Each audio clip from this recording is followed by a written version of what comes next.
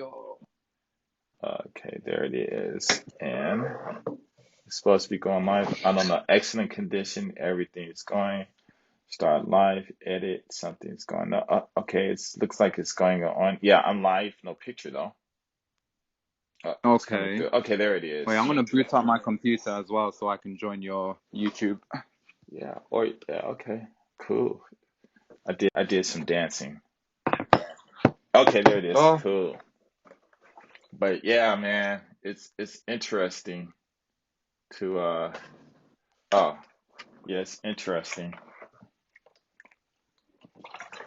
I was surprised when he said his age. He's the same age as me, but I thought he was like a teenager or something from the way he was talking.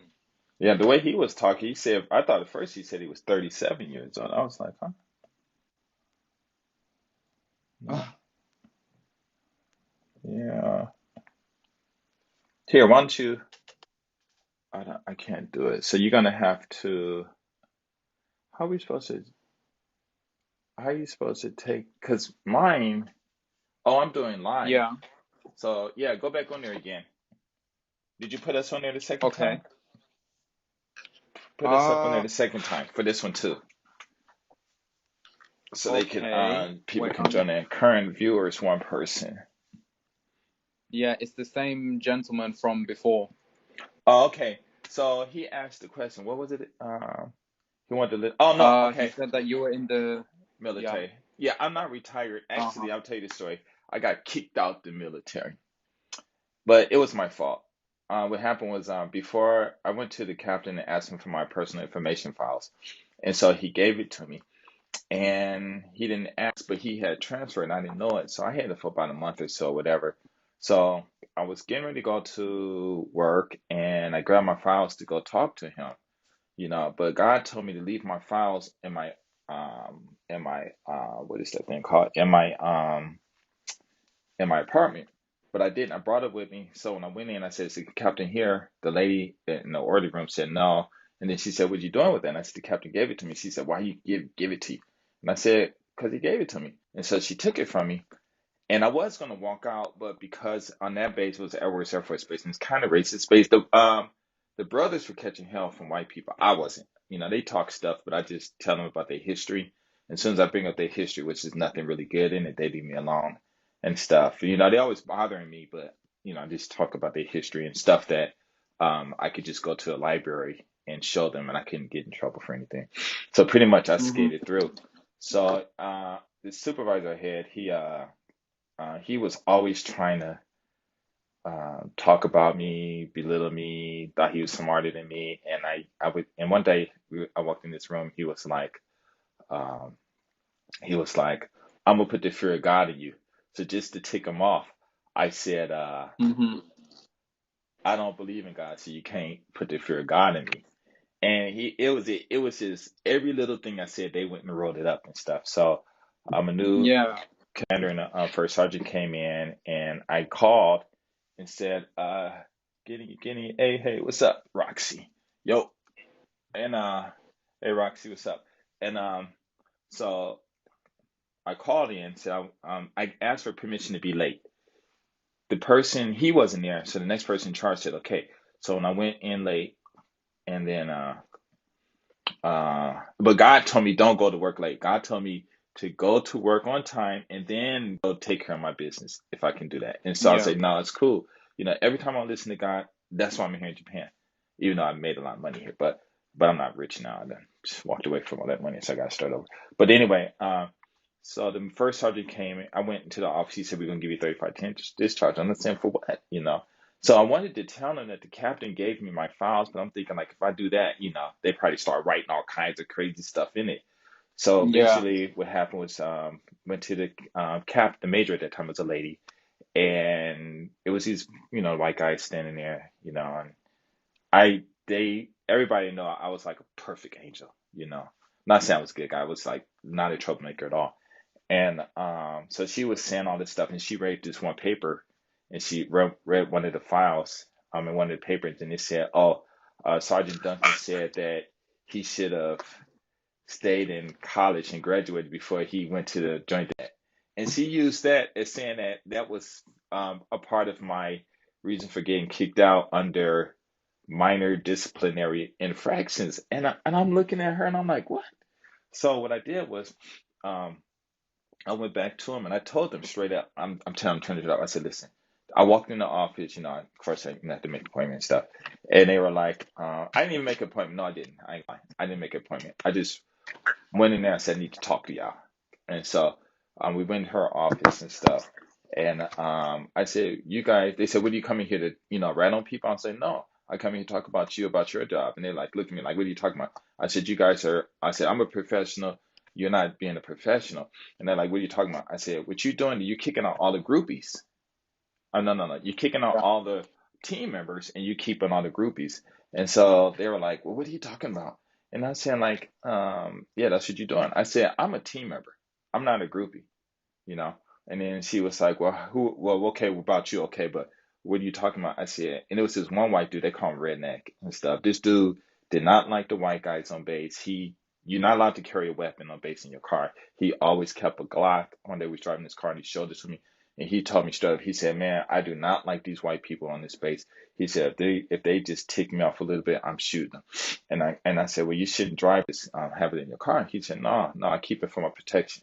If they're gonna get caught and I'm getting court martial, whatever, fine. But I'd rather have my gun and not use it than for these guys to talk stuff. Because the white guys on the base, they were talking stuff, and they had those brothers. They had them brothers wild up. They couldn't touch me. They could not touch me. My vocabulary, the history about them, I just got on their case about that. And so, and then I told her, I said, I didn't, and so when I was getting kicked out, she told me, well, it was funny. She said, this is not racism. And so I'm thinking to myself, what is racism? Because I didn't grow up with it. Yeah. I didn't even realize blacks were even slaves. So I don't know where I was growing up with, what rock I lived up under or anything. And so when she said that, I'm like, okay, whatever. And then she said about the story about when Abraham Lincoln was sending the free slaves back to Africa to, I forgot, what was that country? Not Liberia, Liberia. Maybe it's Liberia, I think. I forgot the name of it. Hmm. And so I'm thinking to myself, what does that has to do with me getting kicked out the military, right? And then Yeah. I told her, I said, listen, I joined this military and do my job. I'm not your friend. I'm not your friend. I said to him or her, I said, and I don't expect you guys to be my friend. We are here to do a job. I said, when I see you, I don't care about your face. I don't care about her face. And I'm telling you word for word. I said, ma'am, you have polio. I said, I didn't even know you had polio. I said, I was raised in LA, in Westwood, white people and stuff, and the black neighborhood later, but my teenage training was in Westwood, Bel Air, Beverly Hills, and all that stuff. And so I said, they taught us how to appreciate people, how to respect people. So I've seen you walking around, but I never knew you had polio. And then one day I said, you remember when we was walking up the stairs and then you was coming down and I started backing down and you said, no, it's okay. But I said, no. And I came back up the stairs and let you walk down. She said, yeah, I remember that. I said, I did that just to see if you had polio. And I said, the only reason I had it is because these guys always talking about you. When in the LA, on the west side and stuff, Santa Monica and Westwood and all that stuff, we don't talk about people's disabilities and stuff like that, you know? And so, and then I said, then you told me about Liberia and all of that stuff. So I'm tripping on that, right? So, something I told about FDR, how he was president for 4 times. And I said, um, the reason I'm bringing him up is because you two can learn from him. He had a centralized and a decentralized government. When he wanted to do something, he went and got advice. When people told him something, he went and searched for himself. I said, your command, somebody tell you guys something, and then you guys just react to it. I said, I'm a good person. I said, I'm not here to be your friend or your friend. I said, I don't respect you. I don't expect you to respect me. What I respect is the Yeah. insignias and the signs, what's this, the signals on your sleeves and your shoulders and your sleeves. And I said, and when I look at that, I don't look at you in particular. When I see the insignias on your sleeves and on your shoulders, I think about the black men and women who fought for the United States of America for their freedoms. And that's what keeps me motivated. It's not no racist thing or nothing like that, no militant or nothing. That's just, I'm looking at the people who I am closer to and familiar with, and they're the ones that's giving me the strength to go. So all this, what you were talking about, I have no idea why you said that because it has nothing to do with me getting kicked out. That's all I said. Uh-huh. I left. I left. Next thing you know, they demoted me right there on the spot and stuff. So I went, most people they'll just take off their stripes and put new ones on with the whatever. I went and bought all new stuff the same day, and Yeah. they were like tripping and stuff. And next thing you know, they went through the whole squadron and were kicking people out, demoting people, and I'm Okay. thinking like, what happened? People with 5 stripes demoted down to 3 stripes, 2 stripes and stuff. And then I Yeah. started hearing rumors about what people were doing. And so what happened was I had a lawyer, black lady, I think she was mixed, and uh, I didn't tell anyone that the captain gave me those files. Those are my personal information file. All I had to do was say that, and I would have got it backstage in the military. And I thought about it, Yeah. but after what I said to them, which I didn't think they were actually going to, take any action, a lot of people Yeah. got kicked out and all this stuff. And so I'm thinking to myself, if I tell them that it's my property and I want it back, and then they're going to have to give me my rank back and, you know, all the money lost and stuff. And I'm thinking, how am I going to explain that? You know what I'm saying? How am I Mm. going to explain that? Because nobody's going to believe me. And so I was saying, and then she said, I finished. Then they called me back like a week later. She said, we went and investigated, like you said. And in my mind, I'm thinking, like, I didn't tell you guys to go investigate. I didn't say anything. I'm just saying you guys are poor managers, right? And so, what happened? Um, so they gave me this stupid job, just clean up the toilet and the day room and had me dig a hole to make for a volleyball court and everything. And I did really good. Later on, they had some professional people come in and they said that I was off by just not even a full degree, you know. And then the Yeah. first sergeant, he used to come down there every day for like 2 or 3 months, every day for about 2 or 3 months, talking to me for about 2 hours. And I would ask him, because he was going to be a chief selectee. He was the top of the rank, his reputation was like totally at the top. Everybody in the Air Force knew about him and stuff. And he would come there and talk to me for 2 hours, and the white boys would see it and they get mad. And I would ask him, why do you keep coming out here talking to me? He said, I've never, ever met anyone like you. And the things that you're talking about, I've never met anyone like you. So we're talking, going on and on and on and on. And then finally, my last day, I gave him my top secret pass to get on the flight line. He said, I want you to bring it up Yeah. to the orderly room. So I'm thinking, why? You can just take it. I'm going. He said, no, I'm not going to take it. I said, well, sir, you have no choice. You can't reject it because you have clearance to take this. So here, take it. But what I was going to say was, if I go back up there, are you going to give me my rank and my personal property? And then I would have told him, And so I said, forget it. Let me just go on and move on, because I got out under under honorable conditions. So the only thing I've missed is the government won't pay for my education, but I paid for my education anyway, so it didn't matter. So I moved on, and here I am. And you know my story, the videos, I made. That's how we met and stuff like that. So this is for the guy. I don't know if he's still there, but yeah, the military. It was fun. I had a good time. I am not gonna lie. I think he's I still had there. a okay. I had a good time in the military. Great time. But my enemies in the military were not the white people, they were the brothers. And I'm not even gonna go through that story because it's all kinds of stuff that happened. And, I just had to, just pretty much put all these brothers in place, And I mean, okay, I'll tell you one story. So I got a whole bunch of funny ones. So it was this No. one light-skinned brother, and he was they were in the medical squadron and stuff, I guess. And I think he was in there, or maybe he was maintenance. I'm not sure, but it was a party in the medical squadron. So I went there. I don't know how I got invited, why they even invite me. So we there, and in the desert, I'm black. I mean, I am black, like that. Like if you guys could see me, like Yeah. my what is that thing called? The cover of my iPad. I mean, I was black, and there was this one brother. He was a little taller than I was, And we were all yoked. I was real yoked. So I think maybe that's probably because a lot of people didn't bother me. And I'm almost 6'2". There was a lot of people taller than me, but still, I was still yoked and stuff. And I guess because of my melanin, you know how some people's chest is hard, but it's still kind of flat. Mine kind of bulged out a lot. So it was like, actually, you know how they say gorillas bulged out, but I don't think gorillas, they're flat too. Mine kind of bulged out and stuff, Though I worked out and stuff, I was able to build my, let me say hello real quick. Build my muscles and stuff. Hello, Neo 100. And and so we were in there, and this dude cracked jokes on me.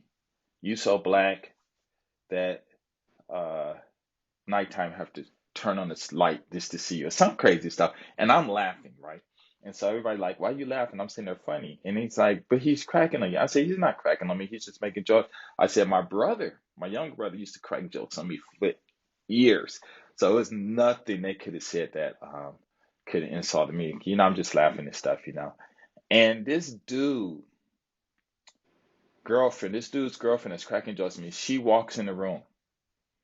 She is just as black as I am. I'm shocked.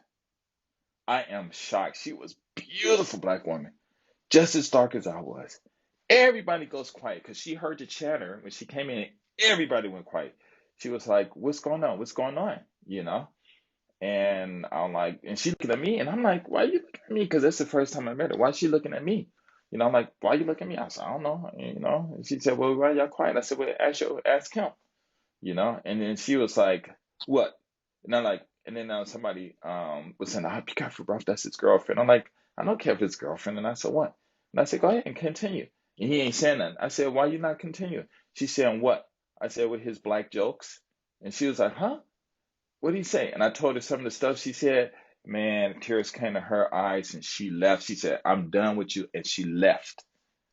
And them brothers got mad at me talking about, "Oh, that's fucked up what you did." I'm like, what are you talking about? It's fucked up. I said, this motherfucker, I'm sorry, my language. This dude is going to start talking these black jokes. He's black man, but he's just like maybe your complexion.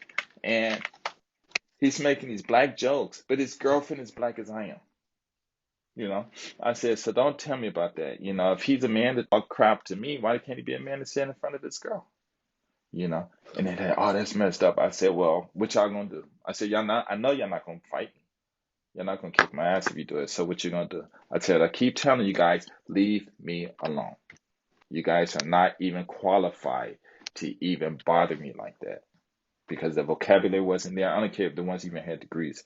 I said, your vocabulary there, your mental mind isn't there. You guys are like I'm on like a whole different level and stuff. And man, after that, man, but the whole thing was, he never really said anything bad about me and stuff. And then one of his girls, kind of stuff, but he had one of his girls, because, everybody's messing with everybody.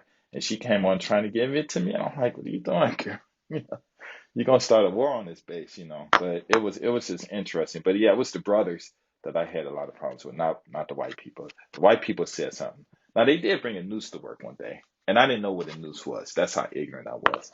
And what life was going on between blacks and white. And they said, we're going to do it. And I'm like, because I read history too, right? But I didn't really read too much about all that slavery stuff. And I said, what is that for? And they said, you know what this is for? I'm like, I don't know what that's for. And they said, well, this is what, black and all this stuff. I'm like, huh? What the heck you talking? I'm like, man, if I see you guys come at me with a rope, I'm going to shoot you in the head. And we all in uniform on base, at work. I said, I'll Yeah. shoot you in the head. And And I said, I need to put that thing away because if I go tell the supervisors, the captain or the base commander, whoever, you guys are going to lose your ranks, you're going to lose your families and everything. So I was thinking about their families and stuff. And plus, I was married to a white woman at that time, so it really didn't help too Okay. much. So I don't know, it's a trip. But anyway, that's for him. I don't know if he's there or not. But anyway, what's up, man? What are we Yeah. talking about? It seems that your YouTube is doing much well compared to this right now. Okay, yeah, I'm looking at my YouTube. It looks pretty good. It's a little slow, but yeah. Yeah. Well, I think it's just a difficult situation, like the younger generation, a lot of people are growing up on the internet, and people, they don't really know how to communicate properly, it's like other dude from before, from what I could hear, he was just like, he said he was listening to you, but then he was just interjecting so many times, and then he was telling you be yourself, and then he was telling you your own age. Like it wasn't really a debate. It was just, I don't know. I don't know. Like if this is the standard, if this is the new young generation, it's like, how can people even get together and make something, just hating on each other, and they don't want to Right, listen to each other, right. but I don't know, man. I don't Yeah, know. yeah. Don't tell nobody about your money. You just build your empire. That's what you do. And build your empire. Yeah. Don't tell no one about your money. Because a lot of people don't even know the difference between riches and wealth anyway. Rich and wealth anyway. And then another thing too is, I mean, like when I was talking to the dude about vocabulary, right? And he's saying, some people use vocabulary. You can't be a black person in the hood only using slang and then go to a bunch of white people, whether they poor or rich, and use the ghetto slang because they're not going to understand what you're saying. You know what I'm saying? And uh, you know, and or if they come with a white slang, it's like when I was kind of people from the South come up to Detroit or LA and they start from Texas or whatever. And like, what the hell you saying? Huh? Speak a little slower, The ones from New York used to come and they like, whoa, whoa, whoa, slow down about, 80 kilometers, you know? And so, the communication around the United States is, I mean, it's different. Everybody got their little community dialects and stuff. And so, Yeah. and even when I was young, we used to grow up like that too. You heard a lot of black people say, "Oh, don't you talking white? Oh, you think you bad because you talking white?" And I could never understand that because, like I said, when I left Detroit, I was 11, so I never got into that arena of black and whites and all that stuff. I went right from Detroit, white, right to a white neighborhood, rich white neighborhood, open door privileges, go to some people's houses, and if they weren't home, they told me where the kids was going. I just go in and sit, watch TV, eat. Don't have to Yeah. clean up Yeah. nothing because they had maids and stuff to do it, all kinds of stuff. So then when I moved back to Inglewood, it was a shock. When I moved to Venice, Venice was the best black neighborhood I lived in by far, and it was real cool. The black people, the black parents there did get educate me, and I got to learn a lot, from listening to the parents and stuff, and that settled me. Being black, getting your teenage times in a white neighborhood, and so to throw you off, then when you move to the black neighborhood and you talk in a different way, then they want to fight, and then you go back to Detroit and then you open your mouth and then the whole city want to beat you down. Then you come back to LA, Yeah. back to the white neighborhood for a little bit, and then go to the black neighborhood in Venice, and it was really cool. I love Venice. That's why I talk about my videos. But hey, what's up, Prince GMO? Just chilling. And so going through such a life and then understanding about vocabulary. So when he was saying that, what I wanted to tell him was, and I didn't say it, but what I really wanted to tell him was if you go to a cafe and you're sitting next to two white people and they're into stocks, bitcoins or whatever, and they know what they're doing and they're using the jargon for that Bitcoin Yeah. and altcoins and all that stuff, right? And you sitting there next to them and we sitting there next to them and we don't understand anything. They're sitting there like, oh man, Bitcoin's projected to go up, an extra $10,000 in the next 6 months. I'm invest, and right now it's like $100, for Bitcoin. So I'm gonna go and invest $10,000. And this money in the hood, but we're not paying attention. We Yeah. listening to them. It sounds like they're just saying blah blah blah blah blah, blah to us. We're like, what the motherfucking white boys over there? They probably talking shit about us. Why white people always talking shit about us? Now they understand what we're saying. We don't understand what they're saying, and we're literally telling them what are them white people talking about. They know what they're talking about because based on the language they're doing, they're saying, but we don't understand their language. So we sitting there talking shit Yeah. about them, but they understand what we're saying. And they like, damn, these niggas, they stupid. You know what I'm Yeah. saying? They are dumb. We sitting here talking about money. They don't understand anything we're saying. And Yeah. and then and they're calling us dumb. And they're like, and they'll look at us, you know, and it's like, all right, and they'll just leave. You know what I'm saying? And then next thing you know, a year later, Bitcoin's at $45,000. We're like, what's Bitcoin? Yeah. And then once we start studying it, then and getting the terminology, then that conversation will come back, and we'll say, this is what them guys were talking about. Oh my God, they were telling us next to us to invest, because sometimes white people do that, or some people do that. They'll sit next to some people and they'll start spreading knowledge, and those who can catch the vocabulary will do that. And I've been in situations like that, and I've actually done that too. And so when he's saying that, I'm thinking to myself, wow, because that's the kind of, I want to say verbiage, but that's just the kind of junk that I hear, that I heard when I was growing up in LA, well, Venice and Inglewood and Westwood and all that. Well, no, in Venice, basically when I was in Venice, and I used to hear a lot of that stuff, and I'm thinking to myself, wow, you guys really don't understand. They teach us. They in the school, the teachers say learn this, the teachers say learn that. You going to sleep? No, I'm Okay. still here. Oh no. Sorry about that. Ugh. Okay. Good night. Door, sí mete. And so, and so that's why in my videos, I always talk about what? Vocabulary. I'm Yeah. always telling people, get that Just pick up a vocabulary. dictionary, thesaurus. Yep, and learn it, because that vocabulary is the difference between you getting rich now or getting rich later or never getting rich at all. Yeah. But anyway, I've been talking too much. Go ahead, man. What you got to say? Yeah, I think we just, well, at least, I need to wait. It is best to talk wise, especially if you are being